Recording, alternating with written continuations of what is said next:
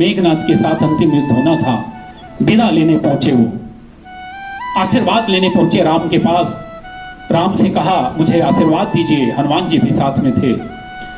राम ने आशीर्वाद देने की बजाय कहा कि जाओ, रास्ते में पहला जो व्यक्ति मिले उससे भिक्षा लेके आना। हनुमान जी को समझ में नहीं आया, आशीर्वाद देने की बजाय भिक्षा लेने भेज रहे। उन्होंने कहा कि लेकिन अब भैया का आदेश था, गए। रास्ते में जो पहला व्यक्ति मिला वो रावण का सैनिक था। उसके सामने लक्ष्मण जैसा वीर हाथ जोड़ के खड़ा हुआ और मुझे कहा मुझे भिक्षा दे दीजिए।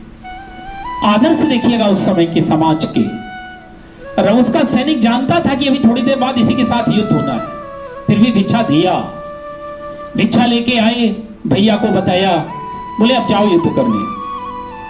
चला गया युद्ध करने। मेघनाद मारा गया। जब वो लौट के आए तो हनुमान जी ने कहा कि मुझे सुबह आपने आशीर्वाद क्यों नहीं दिया, इसका रहस्य नहीं समझ में आया। तो बोले इसका रहस्य ये है कि मैंने लक्ष्मण को एक गुरु मंत्र दिया इसके जरिए। बोले वो क्या था?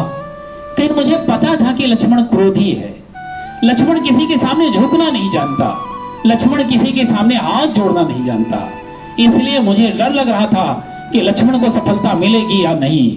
दरअसल सफलताएं केवल बल से नहीं मिलती। मेघनाद से जो युद्ध होने वाला था उसमें ब्रह्मास्त्रों का उपयोग होना था।